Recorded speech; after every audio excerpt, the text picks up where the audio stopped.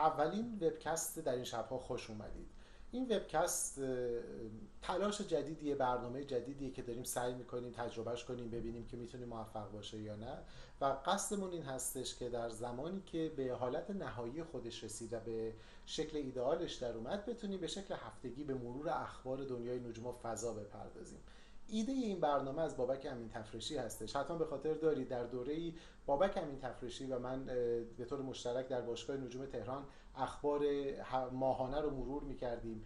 یکی از خاطرات فوق‌العاده به یاد موندنی برای ما بود، حداقل اون دوره. شاید برای شما که مخاطب بودید خیلی هیجان انگیز نبوده باشه یا سردرد می‌گرفتیم، به خصوص که گاهی مدت این بخش خیلی طولانی می‌شد و تبدیل می‌شد به یک در واقع باشگاه کامل، ولی برای ما یکی از دوران فوق العاده خاطر انگیز به شمار میرفت. به همین دلیل بر مبنای شرایط جدید فکر کردیم که ما چطوری میتونیم در حالی که ادامه داریم میدیم به مرور خبرهای روزانه، به اینکه چه اتفاقی داره تو دنیا میفته، این رو به شما تقسیم کنیم. البته شما قطعا منابع مختلفی رو دارید که میتونید اخبار روز رو از اون دنبال کنید، برنامه آسمان شب، مجلات نجوم و آسمان شب، وبسایت‌های مختلفی مثل پارس اسکای، نجوم و غیره و غیره. این تلاش ما برای یک تجربه جدید هستش. امیدواریم که موفق بشه. من از همه مشکلات تماشای یک ویدیوی اینترنتی در داخل ایران خبر دارم، اما این برنامه در واقع با هدف این هستش که سعی کنیم با حالا امکانات موجود یک فضای اضافی رو تولید بکنیم، حالا برای کسانی که دوست دارن، علاقه‌مند هستن، و برای فارسی زبان هایی که به هر حال در جای مختلف دارن دنبال میکنن و فکر میکنن که حوصله ندارن هر هفته خبر رو دنبال بکنن، ولی دوست دارن در عرض چند دقیقه یک مرور کلی از آنچه که گذشته به دست بیارن. این شماره آزمایشی اول هستش. قطعا در طول یکی دو ماه آینده این فضا رو ما بهتر میکنیم. در حالت ایدئال امیدواریم که بتونیم به شکل هفتگی خبرها رو مرور بکنیم. زمانی که یه مقدار فیدبک ها رو گرفتیم و مشخص شد که ضعف‌های کارمون کجاست، قطعا سعی میکنیم اون رو بهترش بکنیم تا ببینیم که چه پیش خواهد اومد. امروز فقط یک خبر رو با هم مرور میکنیم برای شروع این فضای جدید و امیدواریم که بعد از یک دوره بی‌نظمی های ابتدایی که قطعا وجود خواهد داشت، کار به کجا میکشه و امیدواریم که در یک فضای منظم هفتگی بتونیم این برنامه رو به روز بکنیم.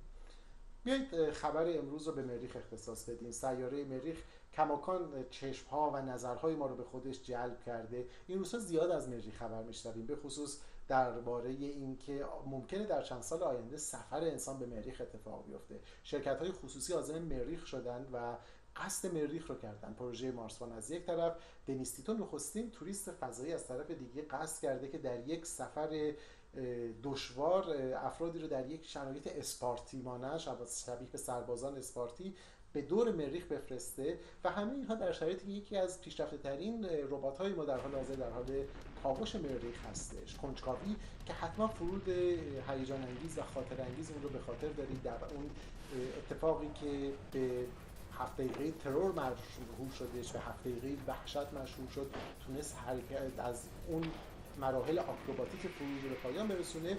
برای 7-8 ماهی هست که در سطح مریخ مشغول فعالیت، چندین بار خبرساز شده. حتی همین روزها هم بارها حاشیه‌های این مأموریت بر خود مأموریت پیشی گرفته. حتما خاطرتون هست زمانی که یک بار شایعه این مطرح شدش که ممکنه که نشانه‌هایی از وجود حیات رو کشف کرده باشه. در چند ماه گذشته یک بار تخت سنگی رو پیدا کرده بود که علاقمندان تئوری توطئه میگفتن که یک گوریل در سطح مریخ پیدا شده. چند روز پیش بود که شبکه‌های خبری به خصوص فاکس نیوز پوشش گسترده‌ای رو میداد در رابطه با اینکه یک سنجاب مریخی پیدا شده. خب همه اینا به تبع تصاویری از عکس‌های سنگ‌های مریخی هست در زوایای نور مختلف و پدیده‌ای که باعث میشه مغز ما اون چیزی رو که دوست داره در بین یک حجم عجیب غریب و در هم ریخته پیدا بکنه. اما در این بین مریخ نورد کنجکاوی مشغول آزمایش‌های جدی خودش هم هست. از جمله یکی از مهمترین آزمایش‌هایی که نتیجهش اخیراً منتشر شده این هستش که وزن تشعشع در سطح مریخ چگونه است. برای این کار از ابزاری به نام RAD استفاده می‌کنه، یک سنجشگر تابش‌های مریخی.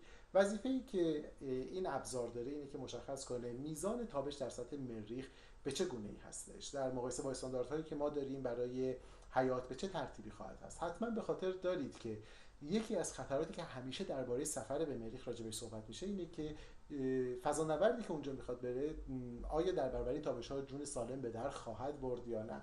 به خاطر همین این ابزار در یک بخش محافظت شده قرار گرفته. در واقع شرایطش به گونه‌ای هست مثل فضانوردی که درون یک سفینه قرار گرفته و حالا تحت پوشش این لایه حفاظتی است. نتیجه بررسی‌ها نشون میده که وضعیت تابش در سطح مریخ که تازه بخش خاصی از تابش‌های فضایی رو در شامل میشه، از جمله طوفان‌های خورشیدی شامل این قضیه نیستن. می‌دونید زمانی که یک طوفان خورشیدی اتفاق بیفته، سیلی از ذرات باردار به سمت فضای میان سیاره‌ای پراکنده میشه. بخش عمده از اون زمانی که به زمین میرسه توسط جو زمین به دام میفته، اما در مریخ به دلیل جو رقیق‌تر عبور میکنه و به سطح میرسه.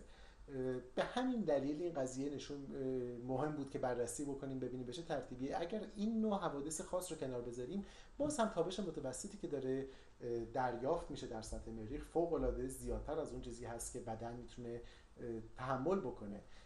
در نموداری که دارید ببینید مشخص از تفاوت داده‌های دریافت شده در مدت آنچه که در سطح دریا مثلا روی زمین ما انتظار داریم دریافت شه، در ماموریت‌های مختلف مشاهده شده، در یک اقامت 6 ماهه در ایستگاه فضایی اتفاق میفته و یا در طول این 6-7 ماهی که در مریخ اتفاق افتاده و این تحت تابش بوده دریافت شده.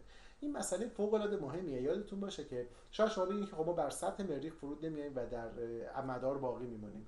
این مسئله مشکل رو حل نمیکنه. اتفاقا زمانی که در مدار هستید مسئله دریافت انرژی و دریافت تابش‌ها 2 برابر میشه. حداقل در مریخ از یک سو از زیر پاتون که روی زمین یا بهتر بگیم روی مریخ قرار داره شما تابش دریافت نمی‌کنید و فقط از بالا سرتون تابش رو دریافت می‌کنید. در مدار از تمامی جنبه‌ها دریافت می‌کنید.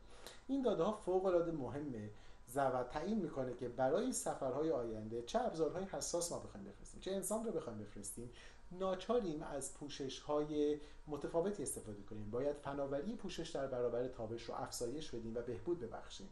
به همین دلیل پروژه هایی که قصد دارن برنامه سفر انسان به مریخ رو در دستور کار قرار بدن باید زمینه دقت بیشتری بکنن. مریخ داستان‌های زیادی رو داره و اگر بخوایم بهش بپردازیم هر هفته باید راجع بهش صحبت بکنیم. ویدیوکست امروزمون رو با یک تصویر تمام بکنیم. امیدواریم که در هر قسمت بتونیم این کار رو بکنیم.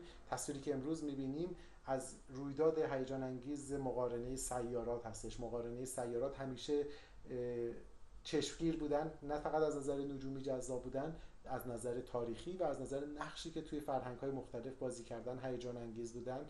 و چند شب گذشته 3 سیاره عطارد، زهره و مشتری در افق شامگاهی منظره خیره کننده ای رو پدید آوردن. بسیاری شما این منظره رو دیدید، بسیاری از شما عکاسی کردید. عکسی که امروز می‌بینیم عکس دوست خوبمون بابک امین تفرشی، مدیر پروژه توان هستش که این مقارنه سه‌گانه رو در یک منطقه خاص سه‌گانه گرفته در مرز فرانسه، آلمان و لوکزامبورگ. این تصویر رو در کنار دشتی از توربین‌های بادی گرفته و این عکس پایان بخش برنامه امروز ماست. امیدوارم که موفق باشید و امیدوارم که بتونیم این برنامه رو به زودی به روال منظمی تقدیم کنیم.